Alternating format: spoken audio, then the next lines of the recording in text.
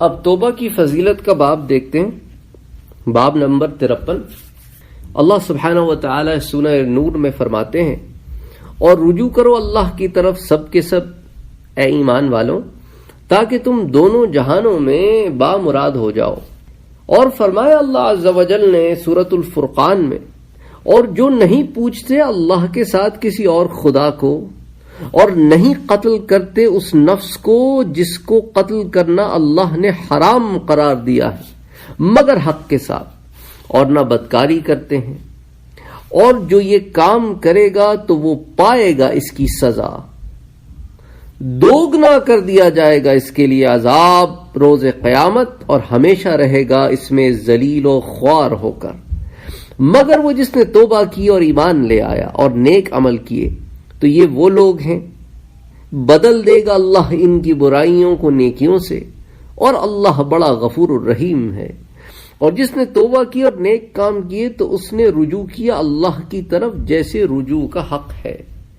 اسی طرح توبہ کی فضیلت کئی احادیث میں آئی ہے۔ امام مسلم سے مروی ہے کہ اللہ سبحانہ و تعالی رات کو دست رحمت پھیلاتے ہیں تاکہ دن میں گناہ کرنے والوں کی توبہ قبول کریں، اور دن کو دست رحمت پھیلاتے ہیں تاکہ رات میں گناہ کرنے والوں کی توبہ قبول کریں۔ مغرب سے سورج طلوع ہونے تک اللہ سبحانہ و تعالی اسی طرح کرتے رہیں گے۔ ترمذی سے مروی ہے اور اسے حدیث صحیح کہا گیا ہے کہ مغرب کی طرف ایک دروازہ ہے جس کا عرض 40 یا 70 سال کی مسافت کے برابر ہے۔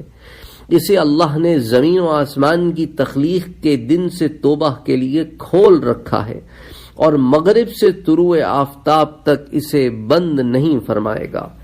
ترمذی کی ایک اور حدیث ہے اور درجہ صحیح پر ہے کہ اللہ نے مغرب میں توبہ کے لیے ایک دروازہ رکھا ہے، یعنی کہ جانب مغرب۔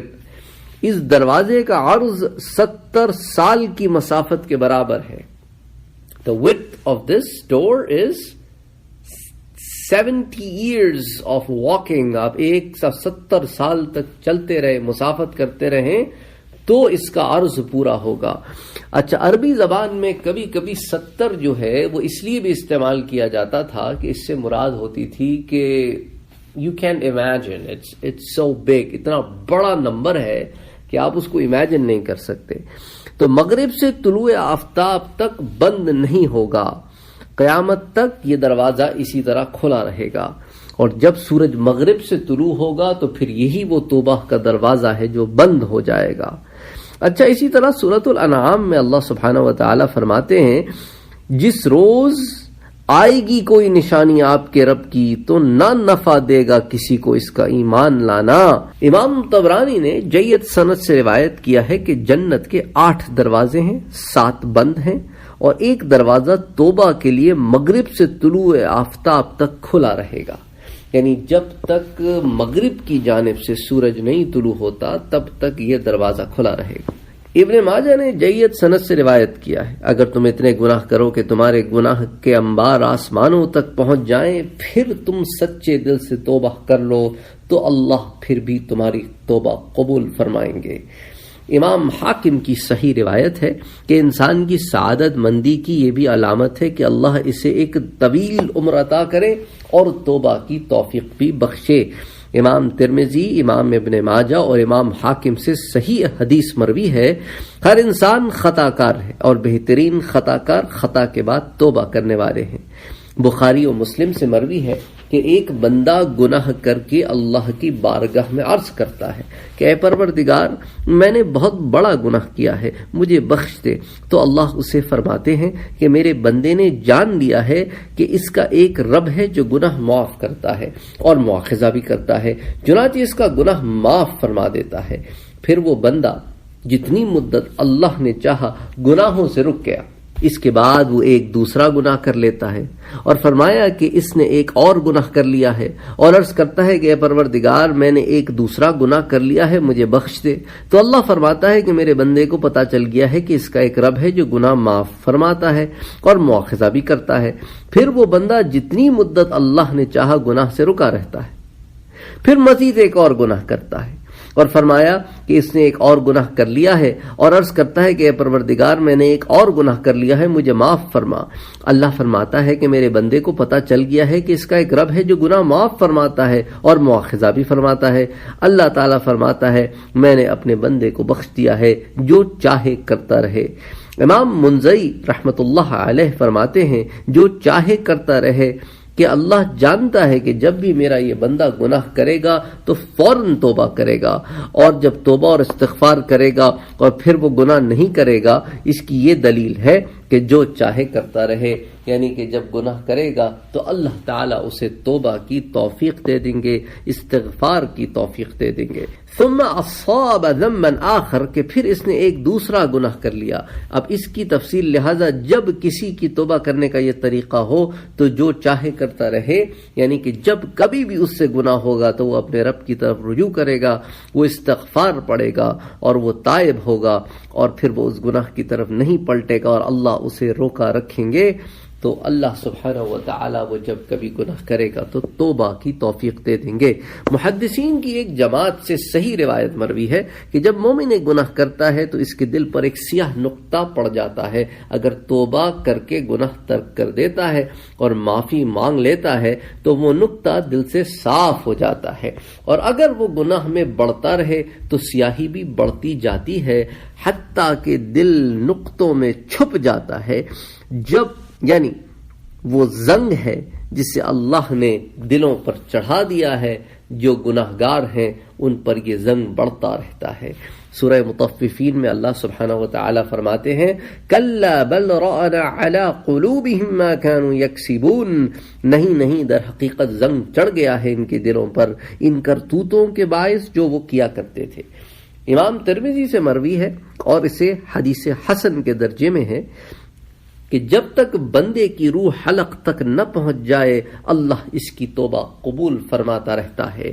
امام طبرانی نے حسن سند کے ساتھ روایت کیا ہے، حضرت معاذ رضی اللہ تعالی عنہ فرماتے ہیں کہ حضور سرور کائنات صلی اللہ علیہ وآلہ وسلم میرا ہاتھ پکڑ کر 1 میل تک چلتے گئے، پھر فرمایا کہ اے معاذ، میں تمہیں اللہ سے ڈرنے، سچ بولنے، وعدہ پورا کرنے، امانت ادا کرنے، خیانت ترک کرنے، یتیم پر رحم کرنے، پڑوسی کی حفاظت کرنے، غصہ پینے، نرم بات کرنے، بہت زیادہ سلام کرنے، امام کے ساتھ وابستہ رہنے، قرآن مجید سمجھنے، آخرت کے ساتھ محبت کرنے، حساب سے ڈرنے، امید کم رکھنے اور بہترین عمل کرنے کی وصیت کرتا ہوں، اور تمہیں مسلمان کو گالی دینے، جھوٹے کی تصدیق کرنے، سچے کی تکذیب کرنے، عادل حکمران کی نافرمانی کرنے اور زمین میں فساد کرنے سے روکتا ہوں۔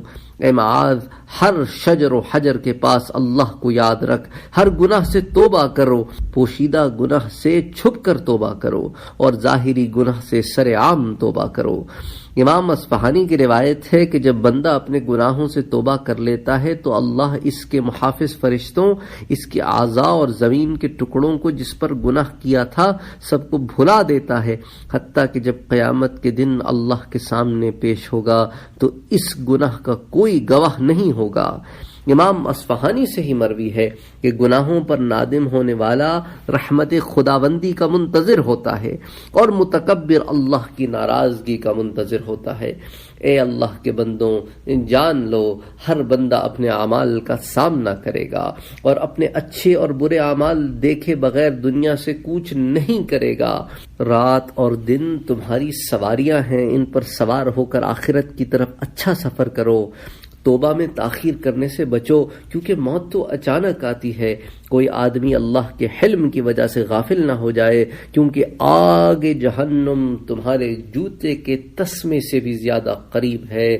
پھر حضور اکرم صلی اللہ علیہ وآلہ وسلم نے یہ آیت تلاوت فرمائی کہ سورہ زلزال کی آیت ہے کہ فَمَن يَعْمَلْ مِثْقَالَ ذَرَّةٍ خَيْرًا يَرَهُ وَمَن يَعْمَلْ مِثْقَالَ ذَرَّةٍ شَرًّا يَرَهُ، پس جس نے ذرہ برابر نیکی کی ہوگی وہ اسے دیکھ لے گا، اور جس نے ذرہ برابر برائی کی ہوگی وہ بھی اسے دیکھ لے گا۔ امام طبرانی نے روایت کیا ہے کہ گناہ سے توبہ کرنے والا اس شخص کی طرح ہے جس کا کوئی گناہ نہ ہو۔ امام بہقی نے ایک دوسری سند سے روایت کیا ہے اور یہ اضافہ بھی کیا ہے کہ گناہ سے معافی مانگنے والا اور ساتھ ساتھ گناہ بھی جاری رکھنے والا اپنے پروردگار کے ساتھ مذاق کر رہا ہے۔ ابن حبان نے اپنی صحیح میں اور حاکم نے صحیح حدیث روایت کی ہے کہ گناہوں پر ندامت ہی توبہ ہے۔ ندامت توبہ کا سب سے عظیم رکن ہے، جس طرح وقوف عرفہ حج کا رکن ہے، اور ندامت کے لیے یہ بھی شرط ہے کہ وہ ندامت گناہ کی قباحت اور گناہ کی سزا کے ڈر سے ہو، اپنی بے عزتی یا مال کے ضیاع وغیرہ کی وجہ سے نہ ہو۔ حاکم نے صحیح حدیث سے روایت کیا ہے جب اللہ گناہ کی وجہ سے کسی بندے کی ندامت اور شرمندگی دیکھتا ہے تو معافی مانگنے سے پہلے ہی بندے کی بخشش فرما دیتا ہے۔ مسلم وغیرہ سے مروی ہے، اس ذات اقدس کی قسم جس کے ہاتھ میں میری جان ہے، اگر تم گناہ نہ کرو اور بخشش نہ مانگو تو اللہ اٹھا کر تمہیں ایسی ایک قوم سے بدل دے گا جو گناہ کر کے بخشش مانگے گی اور اللہ اسے بخش دیں گے۔ اور امام مسلم کی روایت ہے کہ اللہ سے زیادہ کسی کو اپنی مدح پسند نہیں، اسی لیے اللہ نے اپنی مدح خود فرمائی ہے۔ اللہ سے بڑھ کر کوئی غیرت مند زیادہ نہیں، اسی لیے اللہ نے بدکاریوں کو حرام قرار دیا ہے، اور اللہ سے بڑھ کر عذر قبول کرنا کسی کو پسندیدہ نہیں، اسی لیے کتابیں نازل فرمائیں اور رسول بھیجے۔ مسلم کی روایت ہے کہ قبیلہ جہینہ کی ایک عورت نے حضور اکرم صلی اللہ علیہ وآلہ وسلم کی خدمت میں حاضر ہوا اور زنا سے وہ حاملہ تھی۔ اس نے عرض کیا کہ یا رسول اللہ، میں زنا کی وجہ سے قابل حد ہوں، مجھ پر حد جاری فرمائیے۔ حضور نے اس کے ولی کو بلا فرمایا کہ اس سے حسن سلوک کرنا، جب وضع حمل ہو جائے تو اسے میرے پاس لانا۔ اس ولی نے ایسا ہی کیا۔ حضور نے حکم فرمایا تو اس عورت کے کپڑے اچھی طرح باندھ دیے گئے، پھر حکم فرمایا تو اسے رجم کر دیا گیا، اور بعد میں حضور صلی اللہ علیہ وآلہ وسلم نے اس کی نماز جنازہ پڑھائی۔ حضرت عمر نے عرض کیا کہ یا رسول اللہ، آپ اس کی نماز جنازہ پڑھا رہے ہیں حالانکہ اس نے تو زنا کیا ہے۔ حضور نے فرمایا کہ اس نے ایسی عظیم توبہ کی ہے کہ اگر مدینے کے 70 آدمیوں پر تقسیم کر دی جائے تو سب کو پوری ہو جائے۔ کیا تو نے اس سے کوئی افضل انسان دیکھا ہے جس نے اللہ کی حد کے لیے اپنی جان پیش کر دی ہو؟ ترمذی نے حسن حدیث، ابن حبان نے اپنی صحیح میں، اور امام حاکم نے صحیح حدیث روایت کی ہے۔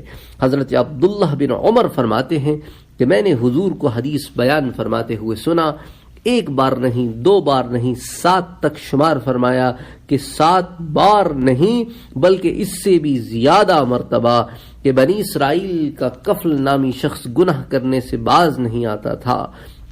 ایک مرتبہ اس کے پاس ایک عورت آئی تو اسے 60 دینار دے کر گناہ پر رضامند کر لیا۔ جب کفل عورت کے ساتھ برائی کرنے کے انتہائی قریب پہنچ گیا تو عورت تھر تھر کانپنے لگی اور رو پڑی۔ کفل نے پوچھا، کیوں روتی ہو؟ کیا میں تجھے پسند نہیں؟ اس نے کہا، نہیں، اصل بات یہ ہے کہ میں نے ایسی برائی کبھی نہیں کی، ایک شدید مجبوری کے لیے یہ کام کر رہی ہوں۔ اس نے کہا کہ تم مجبوراً یہ کام کر رہی ہو، اس سے پہلے نہیں کیا تو چلی جاؤ اور یہ دینار بھی لے جاؤ، اور کہا اللہ کی قسم اس کے بعد کبھی بھی یہ گناہ میں نہ کروں گا۔ اسی رات کا اسی کا انتقال ہو گیا۔ صبح اس کے دروازے پر لکھا ہوا تھا کہ اللہ نے کفل کو بخش دیا۔ حضرت عبداللہ ابن مسعود سے مروی ہے کہ حضور نے فرمایا 2 بستیاں تھیں، ایک نیکوکاروں کی اور ایک بروں کی۔ بروں کی بستی سے ایک آدمی نیکوں کی بستی کی طرف جانے کے ارادے سے نکلا، مشیت الہی کے مطابق اسے راستے میں ہی موت آ گئی۔ فرشتہ رحمت اور شیطان اس کے متعلق جھگڑنے لگے۔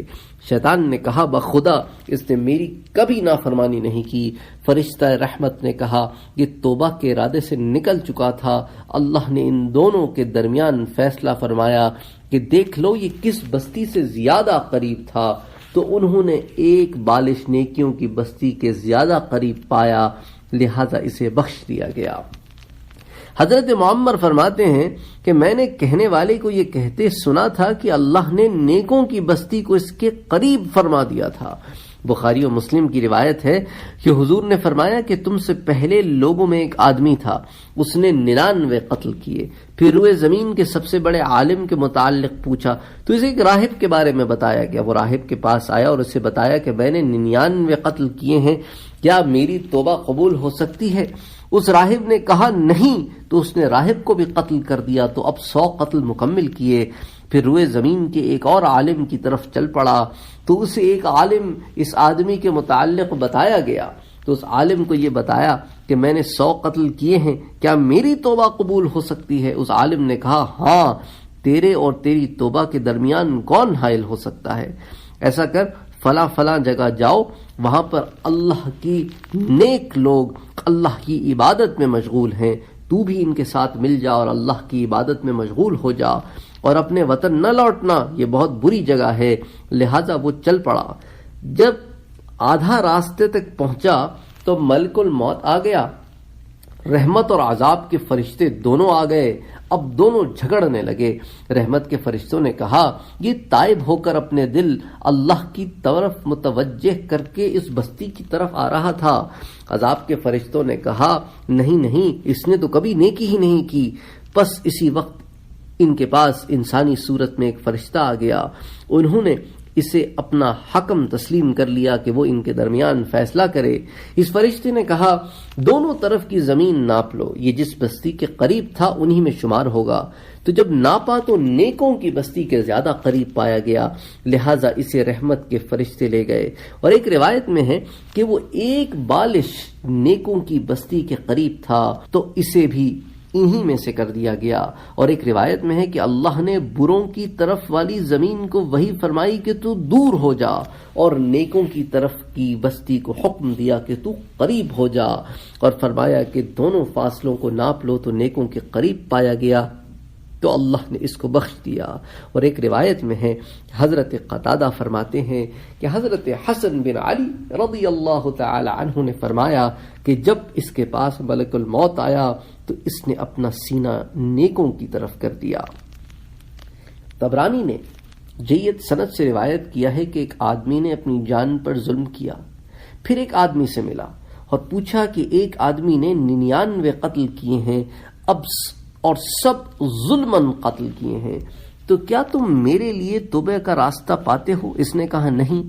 چنانچہ اس نے اسے بھی قتل کر دیا، اور دوسرے آدمی سے پوچھا کہ میں نے 100 بے گناہوں کو قتل کیا، کیا میرے لیے توبہ کا کوئی راستہ ہے؟